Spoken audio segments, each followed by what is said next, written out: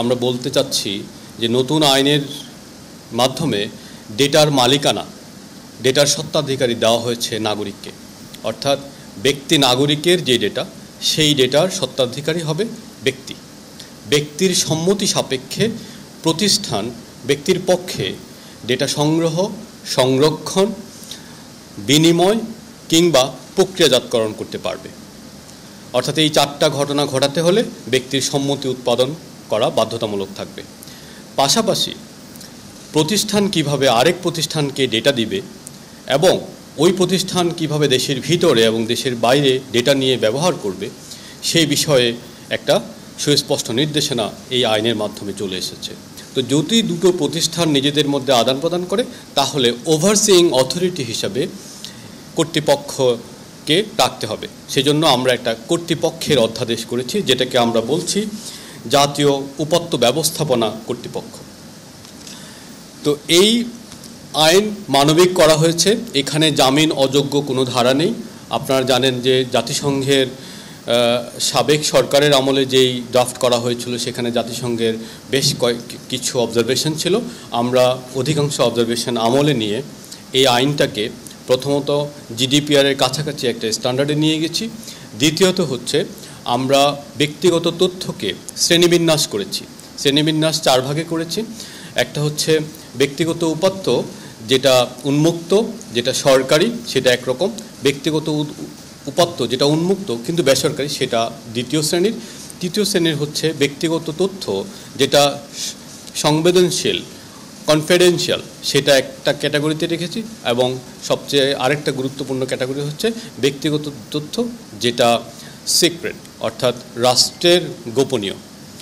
ব্যক্তিগত গোপনীয়, ব্যক্তিগত সংবেদনশীল, সরকারি উন্মুক্ত, বেসরকারি উন্মুক্ত, এইভাবে 4টা ক্যাটাগরি রেখেছি। বিগত সরকার যে প্রস্তাবনা খসড়া করেছিল, সেখানে বলা হয়েছিল যে ডেটা লোকালাইজ করতে হবে।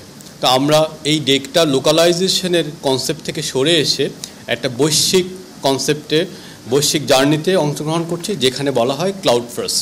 আমরা বলেছি যে ডেটা লোকালাইজ করতে হবে না, কারণ ডেটা লোকালাইজ করার জন্য ডেটা এবং ক্লাউড সেন্টার লাগে এবং সেখানে কোয়ালিটি ইন্টারনেট এবং কোয়ালিটি ইলেকট্রিসিটির প্রয়োজন হয়। যেহেতু আমাদের জ্বালানি সমস্যা আছে, সেজন্য আমরা এখান থেকে সরে এসেছি। প্লাস আমাদের বিজনেস কমিউনিটি এবং ইন্টারন্যাশনাল কমিউনিটির একটা ডিমান্ড ছিল, সেজন্য আমরা বলেছি ডেটাটা লোকালাইজ করার কোনো বাধ্যবাধকতা এখন থেকে রইল না। তবে এই যে কনফিডেন্সিয়াল এবং রেস্ট্রিক্টেড যে ডেটা, রাষ্ট্রীয় গোপনীয় এবং ব্যক্তিগত ডেটার যে অংশ সংবেদনশীল, সেটা আমরা যেটা করব, সেটা বাংলাদেশের আদালতের জুরিসডিকশনের ভিতরে থাকতে হবে। অর্থাৎ এর মাধ্যমে আমরা সোশ্যাল মিডিয়া এবং টেকনোলজি প্ল্যাটফর্মকে একটা লায়াবিলিটির মধ্যে এনে আমরা ডেটা লোকালাইজেশনটাকে উন্মুক্ত করে দিয়েছি। ব্যক্তিগত উপাত্ত সুরক্ষা অধ্যাদেশ ব্যক্তির সম্মতি নিয়ে অনেক কথা বলেছে। ব্যক্তির যদি অক্ষম হয়, ব্যক্তি যদি ডিজেবল হয়, যদি অসুস্থ হন কিংবা শিশু হন, তাদের ক্ষেত্রে বর্তমান আইনে কিছু সমস্যা আছে, যে আমাদের চিকিৎসকরা বা আমাদের জরুরি সেবাদানকারী প্রতিষ্ঠানগুলো বায়োলজিক্যাল প্যারেন্টের কাছ থেকে সম্মতি উৎপাদনের একটা বাধ্যবাধকতা আছে। আমরা এখানেও কিছুটা কাজ করেছি, যাতে ডক্ট্রিন অফ নেসেসিটি অনুসারে আমাদের চিকিৎসকরা এবং জরুরি সেবাদানকারীরা লিগ্যাল এন্টিটি হিসাবে তাদের চিকিৎসার মতো, প্রাণ বাঁচানোর মতো ঘটনাগুলোতে তারা অ্যাড্রেস করতে পারেন, সেখানে অর্থাৎ ডেটা অধিকার তারা রাখতে পারেন।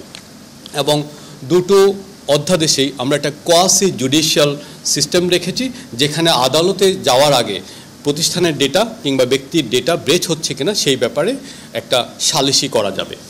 আগের যে আইন ছিল, সেখানে আপনারা জানেন যে ডেটার উপরে সরকারের আধিপত্যটা প্রাধান্য ছিল। নতুন আইনে আমরা বলেছি ডেটার উপরে ব্যক্তি নাগরিকের যে ওনারশিপ, সেটার প্রাধান্যতা বিস্তৃত পাবে।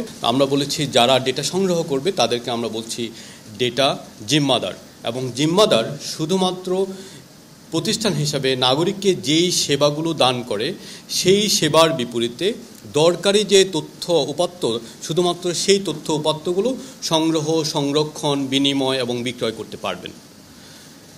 যেই তথ্য ওই মন্ত্রণালয় বা ওই বিভাগ ব্যবহার করে না বা ওইটা ব্যবহার করে নাগরিককে সেবা দেয় না, সেই তথ্য ওই মন্ত্রণালয়ের কিংবা ওই প্রতিষ্ঠানের রাখার অধিকার নেই। এবং এই বিষয়টা দেখাশোনার দায়িত্ব আমাদের কর্তৃপক্ষ করবে। এর বাইরে দেশীয় এবং বিদেশি কোম্পানির ডেটা ব্রেচের ক্ষেত্রে একটা বৈষম্যমূলক প্রস্তাবনা ছিল, আমরা সেখান থেকেও সরে এসে কোম্পানিগুলো বিদেশি এবং দেশি কোম্পানিকে একটা বৈষম্যহীনভাবে তাদের বার্ষিক টার্নওভারের সর্বনিম্ন 1% এবং সর্বোচ্চ 2% পর্যন্ত জরিমানার বিধান রেখেছি এবং বিভিন্ন ক্ষেত্রে আদালতকে পর্যাপ্ত বিধান দেওয়া হয়েছে। এবং এখানে আমরা ডেটা ফিউডিশিয়ারির যে বৈধতা, তার সম্মতি নেওয়া, এবং এটা বলেছি যে ডেটা ফিউডিশিয়ারি যদি অন্যকে ডেটা হস্তান্তর করে এবং উভয়ে মিলে ডেটা প্রক্রিয়াজাতকরণ করে, ওই ডেটার উপর নাগরিক যদি তার অধিকার চান তাহলে নাগরিক সেই ডেটাতে অ্যাক্সেস পাবেন। তো এইভাবে আমরা একটা আন্তর্জাতিক মানসম্পন্ন জাতীয় ব্যক্তিগত তথ্য সুরক্ষা অধ্যাদেশ পাশ করার চেষ্টা করেছি। এটা নিয়ে কয়েকটা বিধিমালা হবে, আমরা অচিরেই সেটা নিয়ে কাজ করা শুরু করব। এই আইনে 57টার মতো ধারা আছে।